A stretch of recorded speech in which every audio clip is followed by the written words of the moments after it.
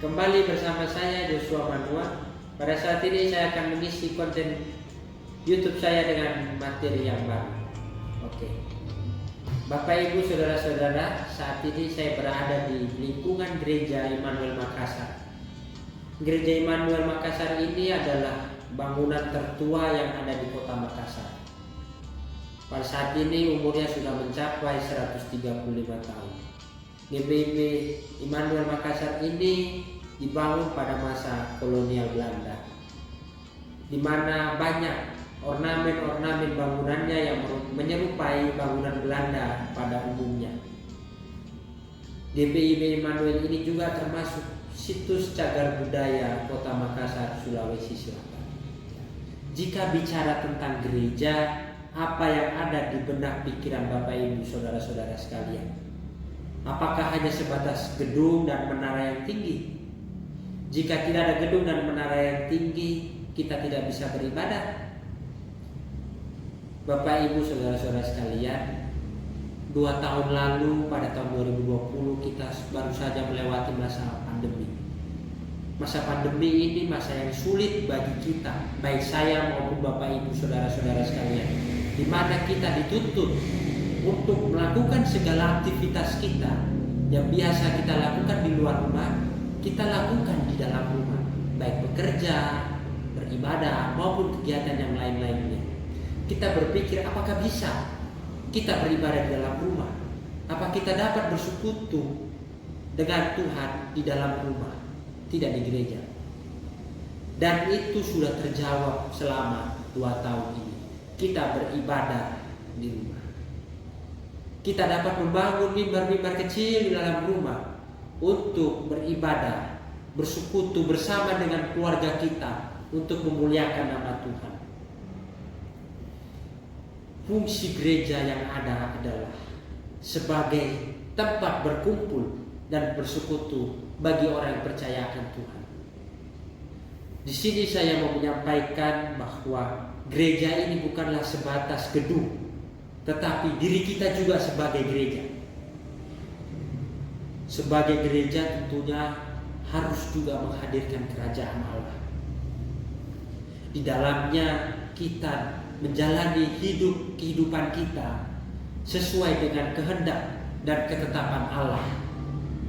Seperti yang disampaikan dalam kitab 1 Petrus 2 ayat 9 yang mengatakan, tetapi kamulah bangsa yang terpilih, imamat yang rajani, bangsa yang kudus, umat kepunyaan Allah sendiri, supaya kamu memberitakan perbuatan-perbuatan yang besar dari Dia yang telah memanggil kamu keluar dari kegelapan kepada terangnya yang ajaib. Dan di sini diingatkan juga kita sebagai umat Tuhan yang adalah gereja untuk hidup dalam persekutuan. Seperti dalam kitab Ibrani 10 ayat 25 yang mengatakan, janganlah kita menjauhkan diri dari pertemuan-pertemuan ibadah kita seperti dibiasakan oleh beberapa orang, tetapi marilah kita saling menasihati dan semakin giat melakukannya menjelang hari Tuhan yang mendekat. Maka dari itu marilah kita menjalani kehidupan sebagai gereja yang adalah umat Allah untuk dapat hidup berpadan dengan segala ketetapan dan perintah Tuhan. Sebelum saya mengakhiri video saya pada saat ini, saya akan bernyanyi dari Kidung Jemaat 257. Ini lagu yang biasa anak-anak sekolah minggu dinyanyikan di sekolah minggu, yang berjudul Aku Gereja, Kau Pun Gereja. Aku gereja, kau pun gereja, kita sama-sama gereja, dan pengikut Yesus di seluruh dunia, kita sama-sama gereja. Gereja bukanlah gedungnya, dan bukan pula menaranya. Bukalah pintunya, lihat di dalamnya. Gereja adalah orangnya. Aku gereja, sama-sama gereja dan mengikut Yesus di seluruh dunia. Kita sama-sama gereja. Itu ada sebuah lagu yang mau mengatakan, menyimpulkan bahwa gereja ini bukanlah sebuah gedung, gereja ini bukanlah sebuah menara, tetapi di dalamnya itu dalam hati diri kita lah sebagai gereja. Kita harus dapat menganggap diri kita sebagai gereja untuk memuliakan nama Tuhan.